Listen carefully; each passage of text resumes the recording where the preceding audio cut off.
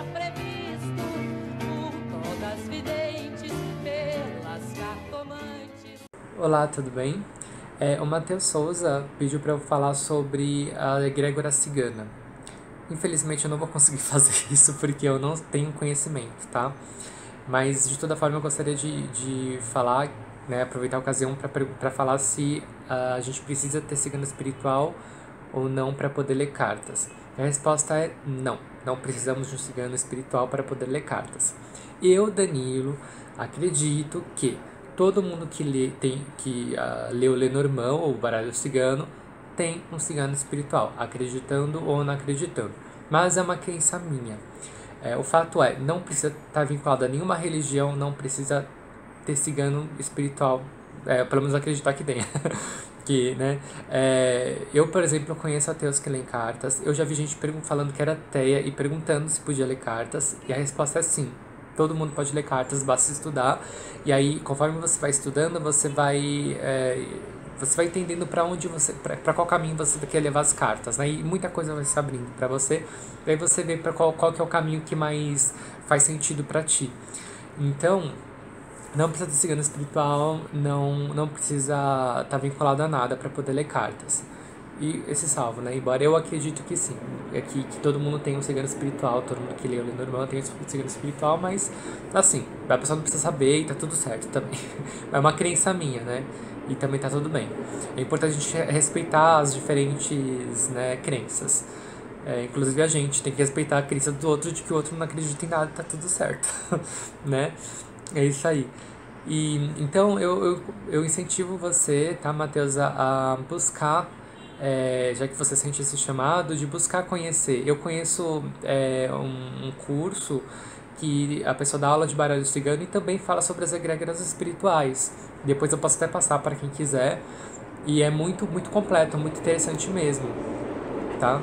E eu só falaria para você tomar cuidado para não ficar tão fechado naquilo, assim, sabe? Pra você, enfim, confiar sempre muito na sua intuição, né? Quando eu tive contato com os meus ciganos, eu percebi que eles não tinham nome da egrégora. Eu fui conhecer a egrégora depois e percebi que não tinha nome, o nome não correspondia. E aí eu entrei numa loucura. Eu falei, ai, é mentira, não sei o que lá. Mas assim, eu tive comprovações físicas e reais do nome deles. Então realmente não faz parte, né? Não sei se não sei o que acontece, mas eu tenho uma visão muito livre da espiritualidade, né? Eu acho que a gente acaba se fechando muito, né? Porque assim, parece que eu não tenho espaço em tal lugar, eu não concordo com tal lugar, então eu vou criar o meu. Né? E eu tava entrando muito em contato com essa questão esses dias, né? Tipo, eu sei que eu tenho uns pensamentos que confrontam um pouco com alguns pensamentos. E eu me sentia muito mal, assim, liguei o Dani-se e tô falando tudo que eu penso mesmo, mas aí me deu uma vontade de criar um espaço só para desenvolver como eu acredito as coisas, né, com as cartas e com as terapias e tudo mais. Aí eu percebi que não era esse lugar, me trabalhando, eu percebi que não era esse lugar. Porque se eu me afasto, a gente vive numa sociedade cheia de rótulos, né? Então, se eu me afasto é como se eu me visse diferente do outro. Fala assim, eu sou diferente daquele outro. E a gente sabe que não é, porque a gente tem até a questão do sincretismo, né? Então, se a gente fala de amor, a gente pode falar de várias deusas, né? Afrodite, Oxum, etc. Mas a energia é a mesma, né? Deus também tem nomes diferentes, mas é o mesmo. Então é como se eu falasse, não concordo com vocês, então vou criar o meu aqui, super egoístinha, e faço aqui o meu negócio, né? Então eu percebi que o caminho não é esse, o caminho é me inserir nesse lugar dessa forma, com meus pensamentos, com as minhas crenças e lidar com tudo isso, né? E aí quando a gente acaba quebrando esses rótulos que a gente se coloca, que a gente vê no outro, a gente começa a conversar da mesma coisa sem ser da mesma coisa. Então, por exemplo, se eu lido com um católico que acredita em Deus e eu, por exemplo, acredito no Orum, a gente vai falar da mesma energia, só que com linguagens diferentes. E a gente acaba desenvolvendo outros tipos de relação. Então, eu vejo muito dessa forma agora, né? Não, a questão não é separar, mas é unir, sabe? É tudo a mesma coisa. E, então, as religiões, elas são as mesmas. Claro, cada uma com seus ritos diferentes, com seu, né, com a sua espiritualidade diferente, mas elas se interligam de certa forma, sabe? Tem conexão. Então, é por isso que eu gosto muito da Umbanda. A Umbanda, pelo que eu entendo, ela, ela veio para unir, né, tudo isso. Ela não recusa ninguém, ela aceita todo mundo, é a grande mãe, né, um super coração. Então, ainda mais a que eu frequento, ela aceita todo tipo de pessoas, de religiões, de entidades que tenham que vir, sabe? Então, eu acho que a gente se separou muito com o tempo, né? Criamos bloquinhos, né? Ah, eu não concordo, então eu vou fazer isso, aquilo. E aí eu percebi que não, a gente tá no planeta Terra, a gente tá no mesmo mundo, a gente veio do mesmo lugar e vai pro mesmo lugar, eu acho, pelo menos, não sei. Mas a gente tá tudo aqui e a gente acabou criando separações, né? Eu sou diferente do outro, eu penso diferente, mas se a gente for ver, parar com esses preconceitos, com essas interferências, a gente acaba vendo que a gente consegue se conversar, né? A gente conversa com crenças, a gente conversa com rótulos e não com a pessoa em si, né? Eu vejo muito isso pelos posicionamentos políticos, brigas religiosas, a gente está falando da mesma coisa, a gente está brigando porque, porque eu acredito nisso, eu quero, né, me separar, porque, enfim, é uma loucura. Então eu acho que quando a gente for quebrando essas barreiras na nossa frente, a gente consegue se relacionar com o outro de verdade, aí a gente não vai se relacionar de crença para crença, mas de humano para humano, sabe? Então, enfim, só uma reflexão que acabou vindo. E aí, claro, eu pretendo criar um espaço assim, né? Um lugarzinho onde eu possa desenvolver as minhas vivências, conversar, trabalhar, né? Enfim, vou ver como isso se desenrola. Mas aí não vai ser separando, vai ser dentro já desse lugar, entende? Eu não me separo, mas eu me insiro dentro com aquilo que eu tenho para contribuir, que é a minha visão, que é o meu ponto de vista e tudo mais. É a mesma coisa que acreditar que a natureza ela tá no meio do mato. Eu tinha uma época que eu queria muito ir pro meio do mato, porque, ai, quero ter contato com a natureza e tal. É uma pura ilusão, uma bobagem, né? Porque eu já tô no meio do mato, eu já tô na natureza, né? Em São Paulo, no meio do cinza. Eu tô na natureza, ela só tá coberta de cinza, tá de concreto, aquela coisa. Mas eu tô, e aí eu percebi que estar em contato com a natureza não é ir pro meio do mato, mas é você se conectar com a própria natureza, nesse lugar que já tá, né? A gente já tá na natureza e só aconteceu tudo isso que aconteceu com a gente, mas já está, né? E aí é você se relacionar de dentro mesmo, né? E aí, se por acaso acontecer de eu ir um dia na minha vida morar no meio do mato, vai ser uma consequência, não vai ser um querer, né? Vai ser a relação, a conexão vai estar tão forte que eu vou ser obrigado, né? Vou ser cuspido para aquele lugar, né? Então é isso, eu acredito que a gente já tá no. A gente não. A gente se arrepende muito, né? Fala assim, ah, devia ser de outro jeito, mas às vezes não, às vezes é desse jeito que a gente tá criando, infelizmente, né? A gente está construindo a humanidade desse jeito e é desse jeito que a gente se vira, que a gente vai se desenvolvendo e aprendendo a lidar com essas questões, né? Aprendendo a lidar com o concreto, com cinza, com as pessoas fechadas, com rótulos, e aí a gente vai fazendo o nosso trabalho da forma como a gente acredita e aos poucos, né? A gente vai se unificando. Eu sinto que a gente está no processo de quebrar um pouco essas separações e se unificar, voltar a sermos, vamos dizer assim, um só, naquele que sermos um só. E é isso, então eu acho que a gente tá se desenvolvendo, tá indo para um lugar bonito até. Mas é isso, se você gosta da egrégora cigana, estude bastante, não se limite, se questione para tudo, até para o que eu falo, eu sempre ouço isso também da espiritualidade, né? Tipo, se questione até com o que eu falo, né? E tudo bem, é importante a gente acaba não, porque a gente acaba muitas vezes aceitando o que é do outro, né?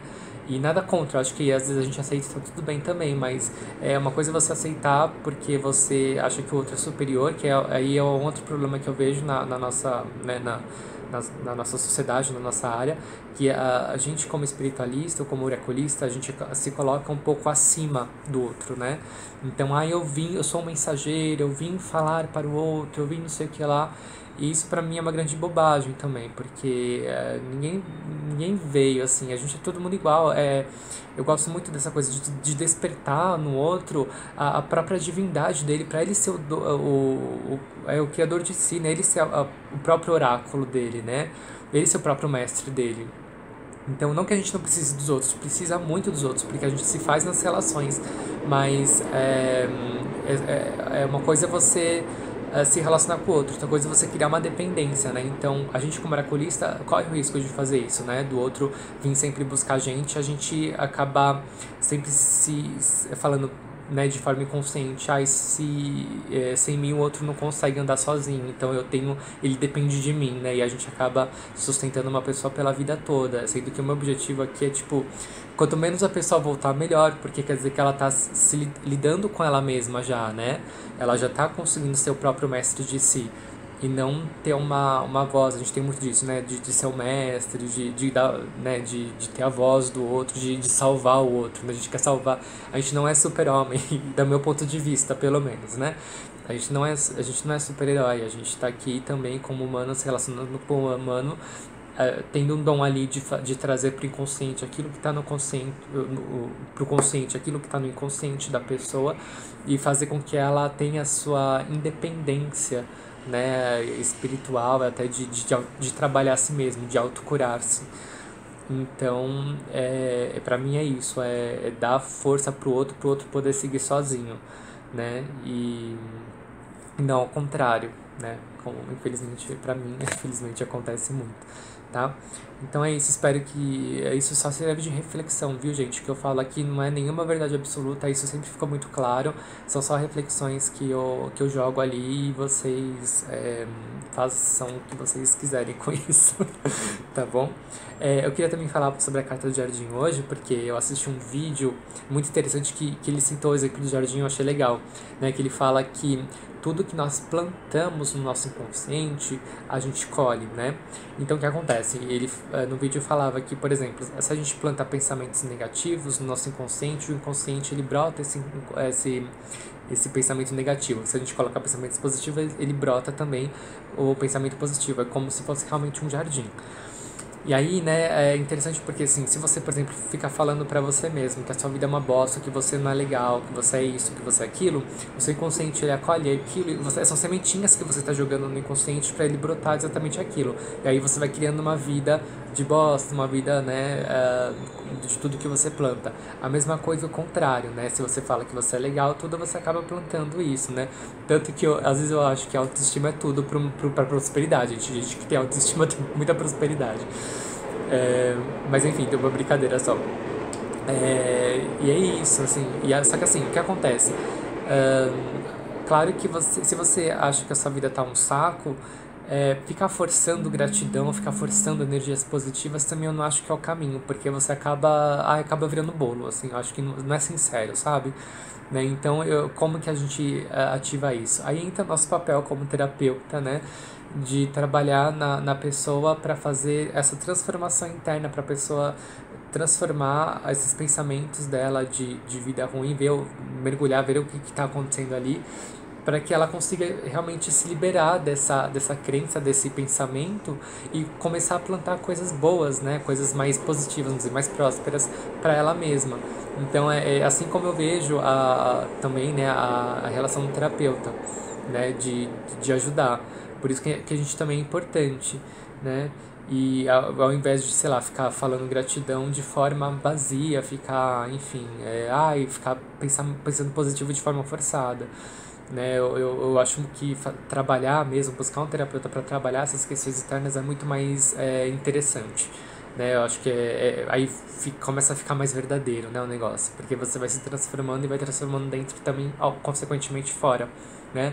E como eu falei, isso é só, pra mim, do meu ponto de vista, a gente é só uma passagem, né? Uma ajuda para que aquela pessoa consiga se ganhar independência na própria criação da própria vida, né? E de ter esses acessos e essas autocuras. Então a gente é só essa ajudinha, né? E para mim é esse trabalho do terapeuta, né? De ajudar nessas transformações internas e aí, consequentemente, as transformações externas acontecem, tá? É isso aí, eu falei bastante. Muito obrigado por terem me acompanhado. Um beijo e até a próxima. Tchau, tchau.